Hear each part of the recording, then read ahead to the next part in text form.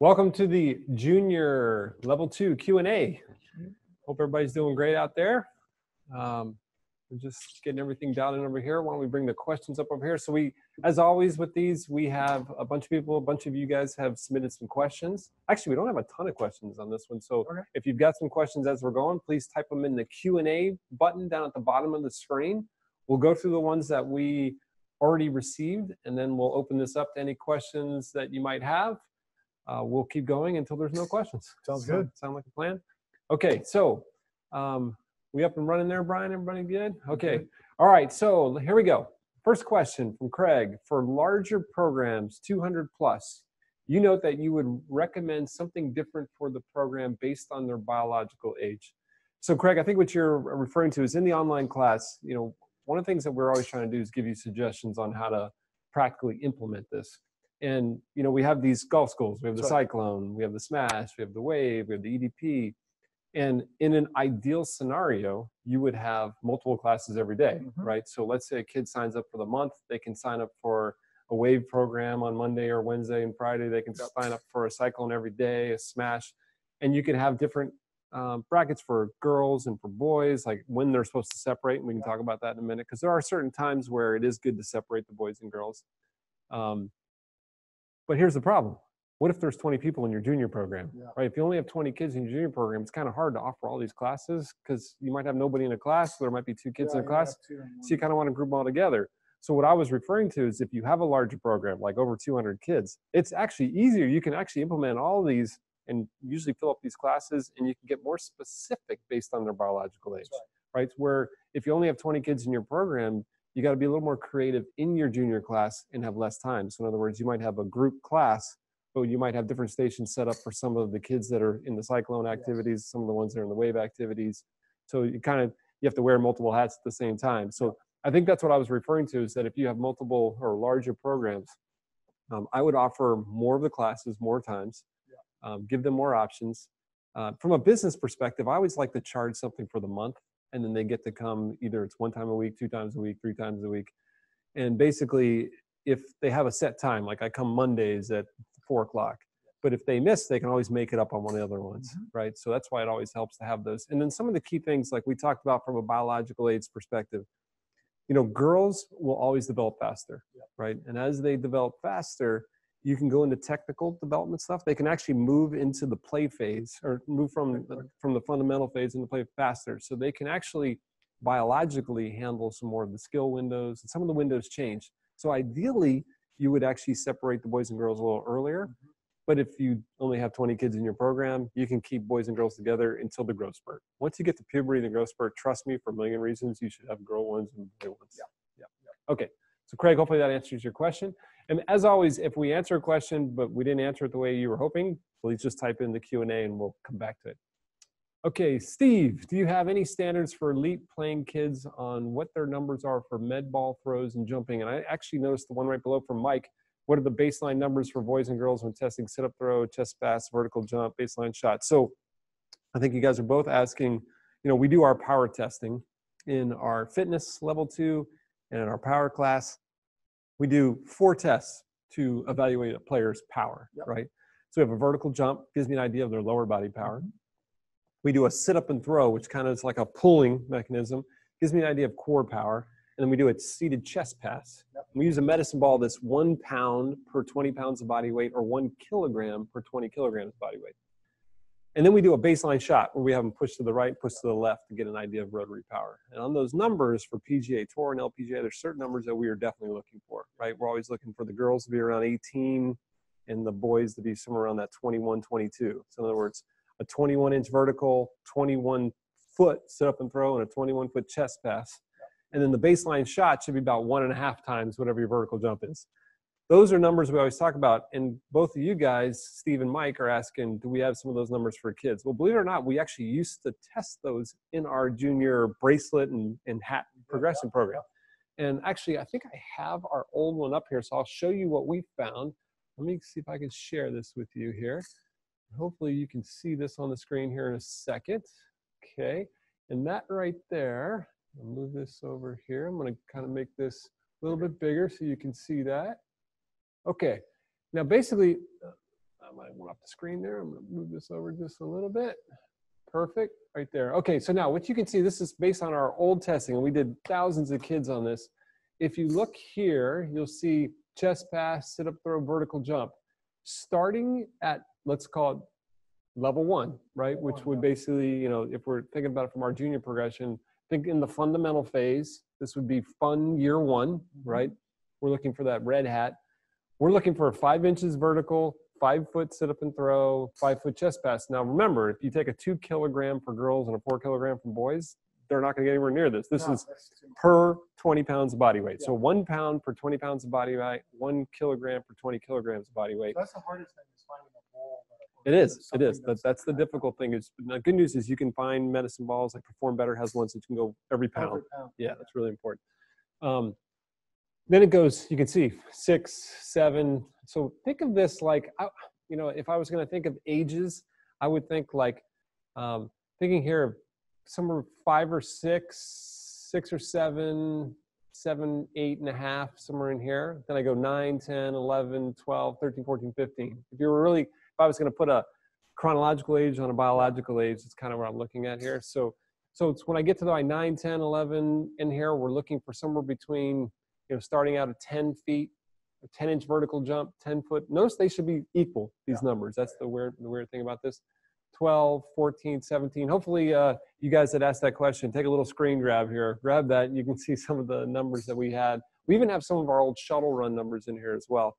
But I think that's, you see that progression. And if you notice on the progression, it starts at 5, at age 5, and it goes up to 24, which is, if you can get kids, if you can, you know, when we take adults and we take them into this program, and I'm going to take this down here.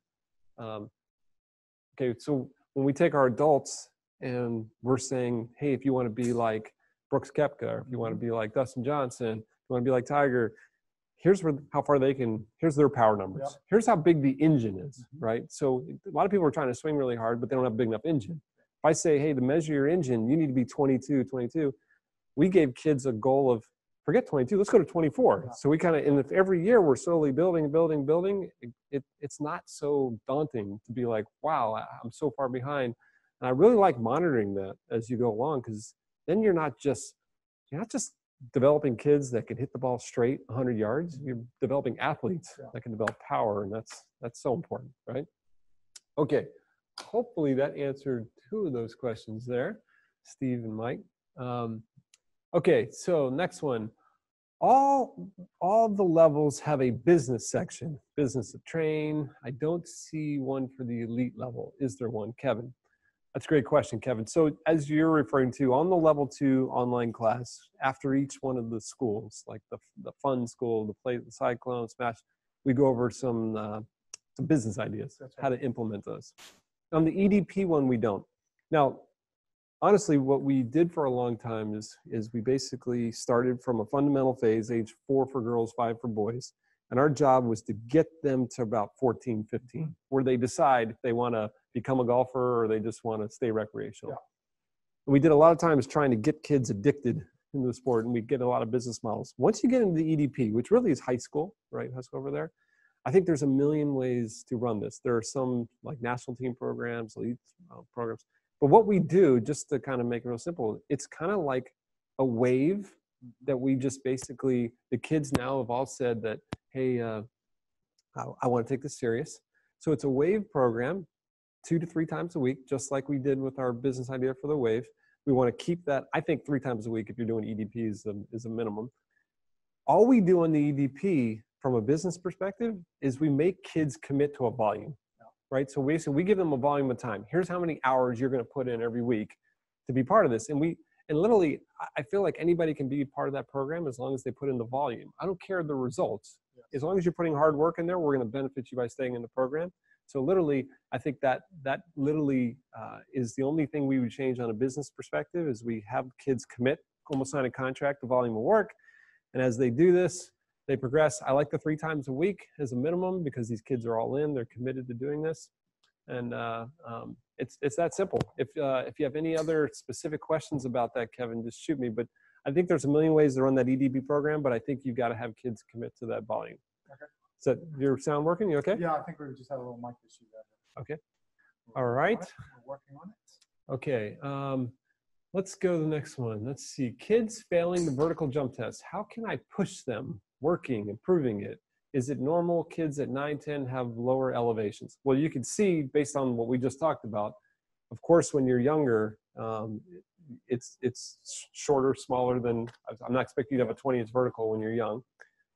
But I should say this, lower body vertical jump is one of the first power sources developed in kids. Yes. So really it's something that's why a lot of kids jump in their golf swing. Skipping, jumping. Well, a lot of times in coaching, you'll be like, oh, you're using your legs too much. A lot of times it's because it's the first power source that they develop.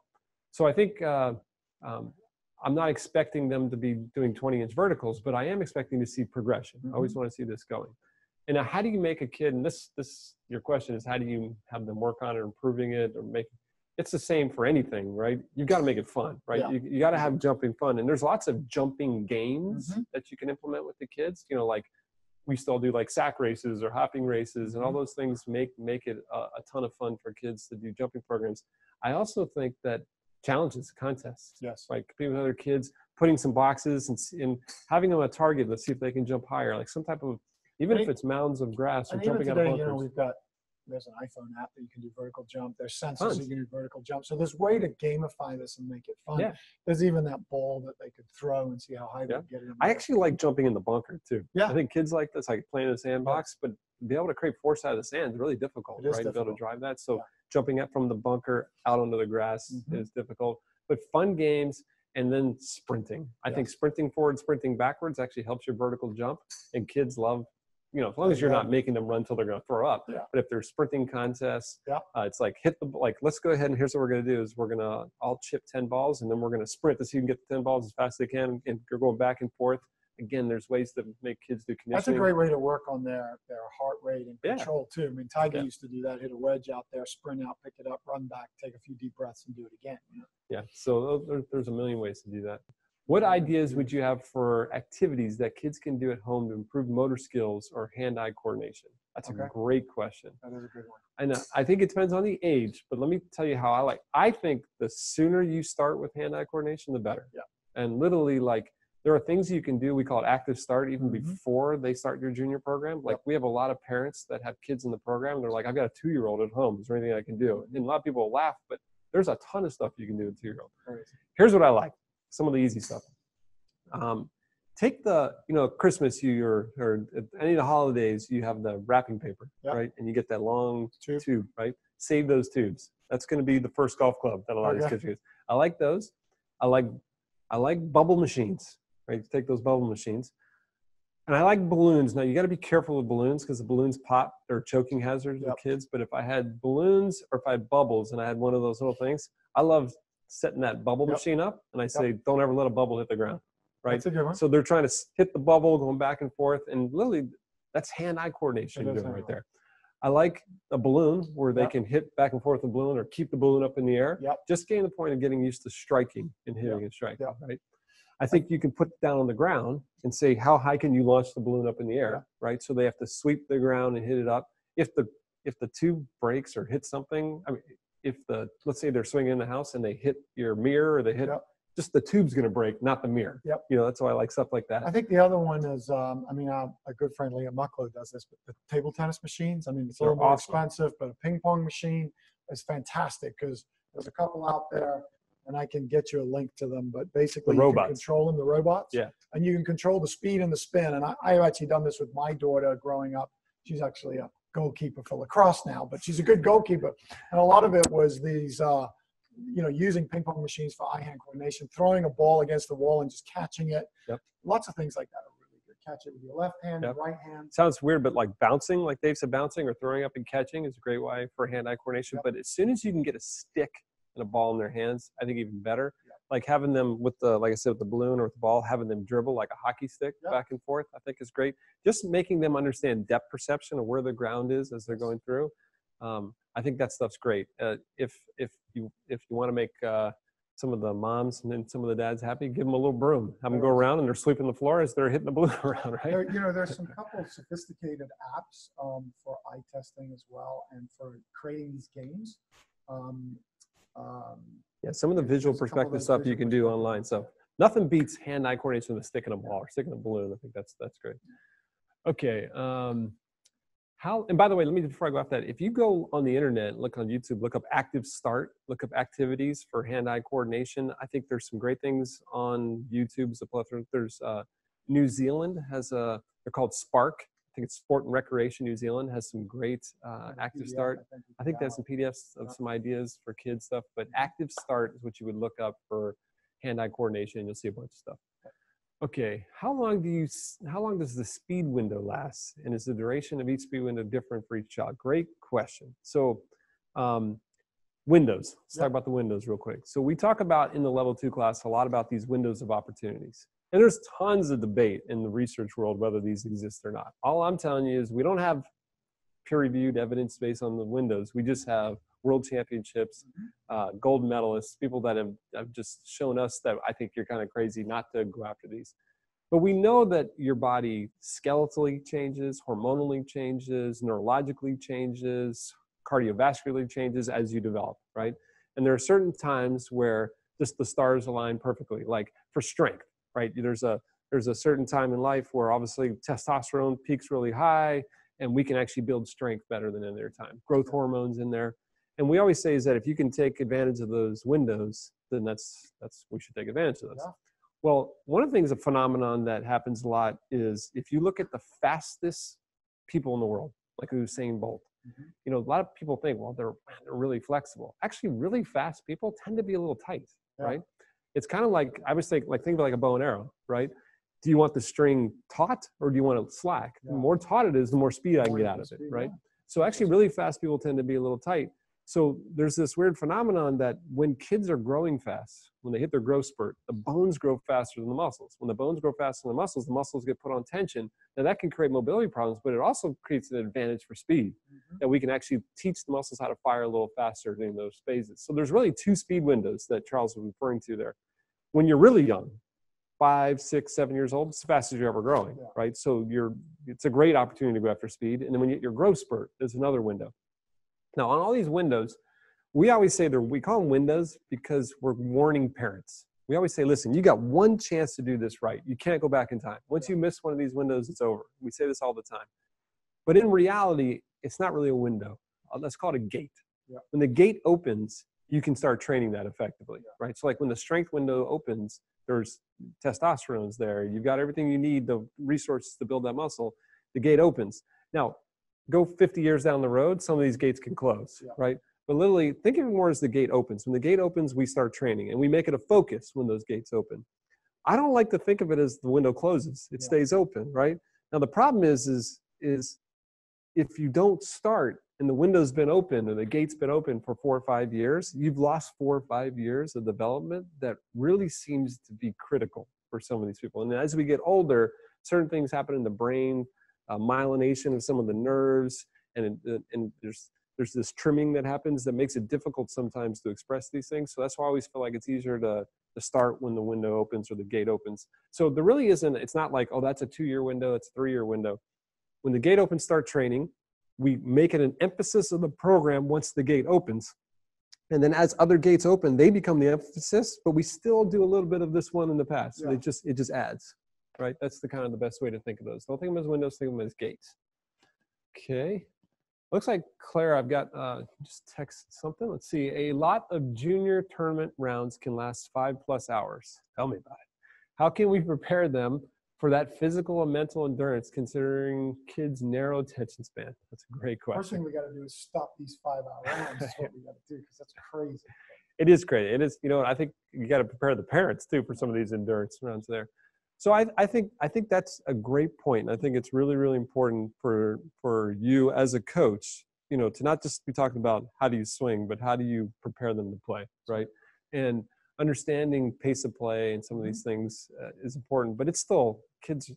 The problem is a lot of tournaments make kids play unrealistic distances, right?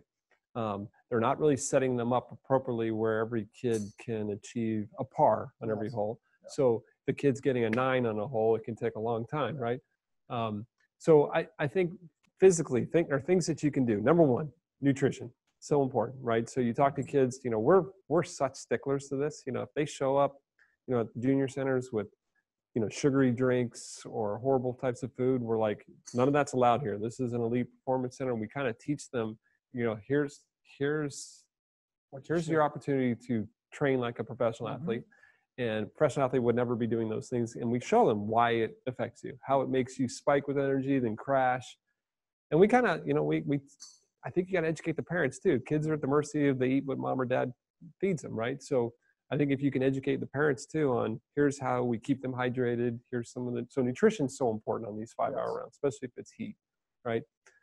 Some of the endurance training you're going to do, we do a lot of the high intensity sprint interval stuff. That high intensity stuff, short bursts of energy, is really great for creating optimal power, but it also builds endurance, right? So cardiovascular endurance, even though it's more muscular endurance, but that's a big thing as well. Mental, the mental challenge there. I think sometimes creating games, like if we used to create games with a lot of our kids on the tee box, if they're, let's say they're waiting on the tee box, because a lot of times that's what happens. Yeah, you play some of those games where it's working hand coordination where, one of my favorite games on the tee box, and sometimes it backfires because the kids like playing that better than like playing golf sometimes, is we all drop a ball next to the tee markers, right? You have to hit your ball, I call it zap. Right? You hit your ball to the tee marker. If you touch the tee marker, you keep going. If you miss the tee marker, the next kid goes, and all 4 kids play. You hit the tee marker, the first tee marker, you're halfway done. Once you you come back and hit the second tee marker, your ball is live. When your ball is live, you can now hit other players' balls and zap them out, right? Last person standing wins. And a lot of times I'll tell you that kids have a lot of fun on there and they can't wait to get to the next tee box to wait, right? To do something fun. So fun, creative games while they're doing, and then talk about pace of play and make sure they understand how to do it. I think the other mental, emotional one, Pierre and Lynn do a lot of good things about play box, where you start to, at a young age, get them realizing that, okay, when you step in here, you're ready to step in here. Or ready golf. You're just ready when it's your turn.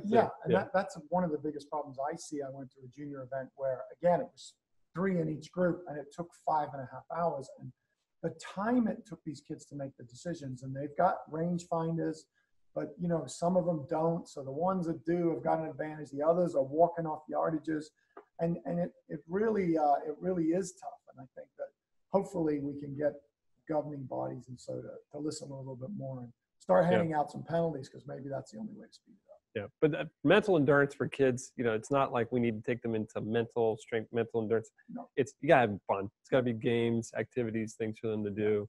I think that's the key over there. Okay, I think let's see. I think that's about it. So those are all of our pre-questions that were asked. So I'm going to open it up to you guys that are listening right now in the Q&A part. Please, we can talk about anything you want junior-wise. While I'm waiting for some of your questions, let's talk real quick what's coming up here next month. We got World Golf Fitness Summit. Hopefully some of you are attending that. It's in Orlando. We've got over 500 people signed up right now, 53 speakers. I think we have 30 exhibitors. It's going to be a really cool event. It's our favorite event every 2 years. We're giving out a couple different awards and doing some different things this time around. But it's a tremendous event to really get a community of people together that are like-minded like yourselves. And really, to me, it's what happens outside of these talks, right? It's the camaraderie and learning from people and testing ideas and so on. We got some of the best in the world, in the junior world, speaking there as well. And remember, the theme is yards and years, how to hit it farther and how to play longer years. So I think that kind of applies across the board there. Okay. Looks like we got Charles. Let's see. Charles, I can always count on you, buddy. All the way from Australia. Is there a lot more new info with the 3-day level 3 class versus the old 2-day level 3 class? Great question. So our level 3s, we've experimented with level 3s for years now, right? We've gone from 2 days to 3 days. I think we even had a 4-day at one point. Honestly, we were so close to converting everything to a 4-day week or 4-day mentorship, like a week-long mentorship, which we're going to do at some point. I really want to do that because I feel like, having the time to actually meet and spend time with each one of you in level 3 and make sure, we always say, listen, if someone goes to one of our level 3 certified providers, what would we want them to be able to experience, right? And there's only so much that we can that we can teach in 3 days, right? The 2 days, we proved this last year, it was impossible. We literally got to 30% of what we wanted to talk about. The 3-day one, now literally what you're going to be able to do is you're going to be able to, kind of like a mentorship, you're going to be able to watch. We're actually going to practically show you what we do, right? So if it's medical, we're going to have somebody injured, we're going to show you what we do. You're just going to watch how we implement it. And then we're going to have time to go through and highlight all the key things that we discussed in the level 2 online, but needs more of hands-on practical application stuff. We go through those. And then there's things that we feel, there are certain things that we feel that online work great learning. Like in golf level 2, you know, we talk a lot about TrackMan. And I think that's even better online because some of the illustrations and videos. But then there's certain things that just don't work well online and they need more hands-on and see. So it allows us to do all the practical application stuff and build on some of the basic fundamentals that we did in level 2. So we were at 2. We knew 2 days wasn't enough. We were thinking about going to 4. I think we settled, Charles, on 3 because we're like, okay, we're going to see if we can get it done in 3 because we know time is money. We know how, you know, every day it's tough. So we'll see how it goes this year. I think we got a great plan for each one of these. You know, the junior one's the perfect example. You know, it's impossible for us to go through all the different cyclone. Like people are like, okay, here's a cyclone, here's a smash, but what do I do different between cyclone 1, cyclone 2, cyclone 3, cyclone 4? This 3-day format allows Dennis and Milo and Dr. Zwick and myself to kind of show you some of the tweaks and variations that we make from school to school to school, which I think is really important, and delve more into the EDP type of program. Okay, back to Claire. Okay, going back to hand-eye coordination, is juggling and valid extras. I have a kid with circus background that could pass that on it on the others. I think juggling is an incredible activity. Like I said, anything for hand-eye coordination, especially like you know, that's juggling with your hands. If you take the golf club and you know how the guys bounce the ball up and down, like juggling with a stick and a ball, even better, right? Trying to go through, I think, but all of that's great. Space orientation, kinesthetic awareness, all that stuff is fantastic. Tumbling exercise where you're throwing and then catching, all these types of things really help with that hand-eye coordination. Okay, look, new mic. Okay, Chris, do you encourage juniors to keep stats? If so, what age should they start and how extensive? Great question. So Dave and I keep talking about this. We can't wait for the day where statistics will all be recorded and the kids don't have to do anything. Because anytime you ask kids to take statistics, it's like telling them to eat liver and their broccoli, right? I think it's difficult for them. So I think you should definitely get them used to keeping score, writing down some key things. But I kind of do different statistics. Let me tell you how I kind of start. We start teaching kids how to implement a process right away. Yep. Like, you know, okay, it's not just all technical. It's like, okay, first thing I do is I pick my target, I pick my club, I pick my shot, I kind of visualize it, I step in and I hit. We call that a process. It could be that simple. And we might say, okay, for this round, I want you to tell me how many times when you hit the ball, after you're done, did you run your process? Yes or no? And I want to see if you could, 90% of the time I ran my process, or I did. It could be simple things. I think tracking things like putts, fairways, stuff like this, I do believe coming up soon, there are some technologies out there now that will make this a lot easier, like Arcos and some of these ones that yeah, there is. I mean, you know, my difficulty, again, you're probably talking about a competitive junior here, but again, it's another thing that slows the game down, right? If I've got to think about and write down, we're slowing the game down even more. So, you know, a lot of times at these junior events, there is a parent walking around or there is a parent taking you to the event. It might actually be a good task for the parent to do, to keep the stats on. I think for the young kids, I think you should experiment with have you played with the Arcos? I have, yeah. It's very good. I think it's very good too. I think that's the one you can get at the iTunes store or the Apple store, right? Apple store, you can get it, yeah. But basically it's a sensor, goes in the back of the club. And again, they don't have to do anything. They just have to turn it on and go. That's one simple example where you can get some stats, Chris, if you're looking for some stats. And I think that and Game Golf has one too, and theirs has gotten a lot better, and they've got a great platform. I think you're going to see a lot more of those coming out. And then I think it would be more of like, if you want to keep stats, it's on what you're working on. Like if you're working on the junior center with alignment, you know, keep them stats on, you know, have their playing partners keep stats on each other. Like you play with your buddy, like you're going to tell me how many times Dave aligned wrong, and you're going to tell me how many times Greg aligned wrong, and we can communicate this back. So maybe one thing, keeping it small. Okay, Rob, best activities for creating speed for juniors in a large group setting. Okay, great question. So group training obviously is definitely the best way to do this. I think this is what Super Speed has absolutely done an incredible job on. And I don't know if you're coming to the summit, but you can Mike's going to talk a little bit about this, but you can actually implement a program with as many kids as you want. Yes. And the reason I like these programs is it's because they work. Every kid gets faster, right? So if you're not familiar with that, please go look at the Super Speed group training programs. I think you can get a lot of their stuff on their website. I like sprinting activities, right? So we can set kids up in a row and we can sprint back and forth, right? I like the idea of sprinting forward and sprinting backwards. And just as a little caveat, we do a lot of this in Major League Baseball, is you should be able to sprint, take your time sprinting forward 40 yards. It should equal sprinting backwards 30 yards. Yes. Tom House kind of showed that a long time ago. So having some timing gates with the kids, doing stuff like that, I think that's important. I also like training for speed outside of golf. So it's not just swinging, right? Yep. So like some of the kneeling throwing programs, so throwing I think is great. I think having short bursts of explosive speed, like we put a net up, give them all little hockey sticks, foam balls, and they try and hit, like we put some pins out in front, and they try and knock the pins over. I think that's important. I think obviously you got to have, you can buy the small radars, the speed radars now for not too much money.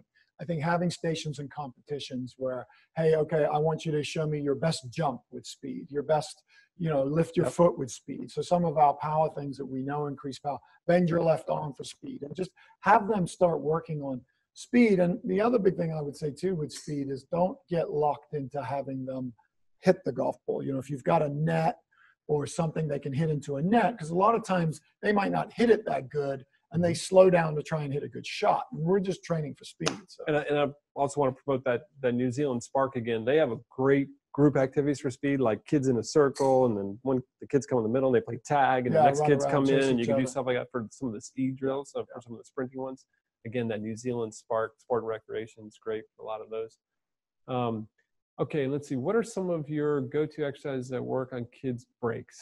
It is mostly swinging opposite direction as well as backwards running and reverse skipping. Yes, you're talking about our big break theory, which basically, just to repeat, it's a theory that we believe that you only accelerate something that you can slow down. Yeah. So we're always saying, hey, if you work on the opposite side, it helps build those breaks. I think let me talk about the mistakes people make. They'll be like, okay, I'm gonna give you a left-handed 7-iron. You're gonna hit 7-iron. As long as you're doing power development, not like I'm just going to hit some balls left-handed. I want to develop speed and power the opposite direction. Most of the people that have this speed advantage of working both sides, they have some history of power development in the opposite direction. So it wasn't just coordination we're working on. Yeah. It's speed. Like, I don't care if you're coordinating the direction. I'm working on speed. So like you said, for working on the breaks, sprinting is one of my favorites, sprinting backwards. I like baseball batting because it's easy to switch hit. Just make sure they don't use a golf grip when they do that. I love throwing right and left-handed. I like, we do with some of the bands, we do a pitchfork, right? Where the bands down attached to the bottom, they have a stick and they're jumping. So they squat and jump back this way. So it's the opposite of chopping down is lifting up. So some of the pitchfork. I like a lot of the rotary medicine ball stuff. So we're going to throw right, throw left. I love the half kneeling. My favorites is the half kneeling bounce passes. So you're bouncing a medicine ball this way, and then we're bouncing a medicine ball this way. That really helps develop arm speed. So just remember on the medicine balls, when you're with kids, you want a ball that has a little bit of resistance, but the most important thing is speed. If it's so heavy that it's slow, you're not doing power now. That's right. Right. So we want so some medicine balls, maybe some like a TRX rip trainer or a band that they can explode from the down to up, and then some of the activities we talk about, sporting activities. Anything short bursts, kicking too is great. Right. So a lot of people don't think kicking is a big deal, but planting on one foot, kicking off the other is very much what happens. Impact. Okay, let's see. Clara. Okay, thanks for asking the questions, Clara. So for young beginners that don't have the dominant hand clearly defined yet, to determine left-handed swing, do you pick speed over form? Great question. I always pick coordination over speed, right? Always. Now it sounds backwards, but basically, if you had a motion capture system and you check their kinematic sequence, which right side versus left side, that's the ideal. And whichever kinematic sequence is better, I go with that.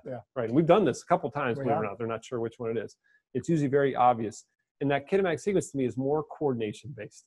Even though it is looking at power, I think if a lot of people hear about this big break theory and they have somebody who's really coordinated, a 5-year-old right-handed, and the parent goes, no, I'm going to make you play left-handed because I heard about this. Well, now you're taking somebody totally uncoordinated. Instead, you don't have to do that. You can just train power left-handed and like let them keep playing golf right-handed, right? So I think that's really important is I would stick with whatever they're the most coordinated in, but just add the power development in the opposite direction and you're going to get the same results. Totally agree. Okay. All right. So I think those are, let's make sure that's all the questions we got so far. We'll give it another minute here to see if anybody's got anything else on there. We will post dates coming up for our next Q&As. Let's see, it looks like, we also have, we did post our junior level 3. Junior level 3 is December 7th through the 9th. We'll be here, Milo will be here, Dennis McDade will be here, Dr. Zwick flying all the way from Austria, Dennis all the way from Australia will be here. It is really a fun 3 days, and we will literally walk you through each of the schools and the variations of each of the schools that we go through. And we always got some new stuff. I know Dr. Zwick was just sending me some of his new stuff, which is really, really cool. Some of the mental applications and coaching for kids. I think, let's see, I think those are the major things. World Golf Fitness Summit, Junior Level 3. We'll post these other dates. If there's no other questions, Adam, you just got one in. Okay, when we screen for the sit up and throw, most of our juniors can't complete. So my first question would be is if you're screening for sit up and throw, are you using 1 pound per 20 pounds of body weight? If it's too heavy, then it's hard for them to do that. If you're doing that and they still can't do it, there could be a coordination issue. So make sure what I would do is I would sit down with them, or I've done a couple things. I stand up and do like a soccer throw in first, just so they get a feeling what it feels like to do it standing up. Then I have them sit, long sit, and they throw. And then we have them lay back and sit up and throw. And I kind of walk into that sequence of coordination. So if you feel like it's more of a coordination thing, then that's good. If you feel like it's a strength thing, well, that's what you're looking for, right? If they can't do it, if they can't sit up and they can't do anything, well, guess what we're going to work on, right? We're going to work on some of that. So any of that pull strength is what's really important. So we'd be doing some types of pull types of activities, and Milo's got a lot of those on the online class for you. Okay, let's see. Rob, we have set a goal at our academy to have the kids swing 100 miles an hour by the time they get into high school. Is that good in your opinion? I like it. I think anytime you're giving them a target and speed, it's awesome. I think, I love having leaderboards. Yeah, I do too. I love if the academy has a leaderboard and you have the leaderboard and some type of prize for the leaderboard, it's awesome, right? That all the other kids can remember. Recognition is so important, right? So if I see like, man, I can see Dave's got 101. Now I don't want to just break 100. I'm going for 102 now. I want to beat Dave, right? I think a lot of challenges, like you see these challenges in tennis a lot, where the guy's on the ladder and you challenge the next guy. Some of the best players in the world were never the firstborn. They were second or third born because they were always trying to beat their older siblings, right? I think there's something to that. So I think that's good. So instead of just saying 100, it's leaderboard. And I want a new leader this year. Yeah. That's your goal. Chris, are there any app sites for easy measurement recording of peak height velocity? Sure. Growmetry. Now Dr. Zwick, I think, is going to have a big update for you guys in junior level 3, but they've been working really hard for the Growmetry. So it's GROW, grow, METRY. Yep. METRY, metric, Growmetry.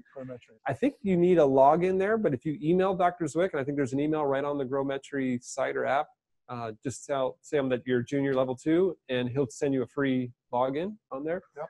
And it's incredible. You can put in, you track their heights. It kind of tells you where they are, biological versus chronological, what windows are open, and he's expanding this. So if you're going to be at the junior level 3, you'll see a lot about that. There's even a few apps now like Measure Kit on iPhone where you can actually use the camera to measure the height of somebody. Yeah. These cool. I don't know if they're accurate enough yet for what we're looking for, but they're getting there. Claire, okay, what age should golf be the only sport? Ideally, we'd like them to play other sports until they leave, but what hours? But with the hours EDP, it's almost impossible. Magic age is 14. Okay, we look at everything. We say at age 14, usually we ask our kids the question of what do you want to be when you grow up? So at age 14, if they're at least in 2 sports still, that's when we say, okay, it's time to specialize. If you say I want to be a college golfer or I want to be, then we say specialize. So it's multi-sport athlete development till age 14, then we ask them the question. If a kid says at age 12, I want to be a tour player, they're still playing multiple sports because we still need that power development. So we'll just make sure that they're playing sports that transfer into golf, right? So if they're like, hey, I like water polo in this, and you might go, well, let me make sure that that's transferring to golf as much as maybe baseball would or hockey would, or tennis, some of these other ones. So that's kind of how we do that. Great questions, guys. Good job. Okay, we'll give the 3 countdown here again. Going once. Going twice. Going twice. Okay, everybody. Hey, once again, thanks for tuning in. We appreciate the time. We're always looking for feedback on these Q&As too. You can always email any of us on any feedback that'll help, especially with the technology, the AV. If you have any problems, let us know.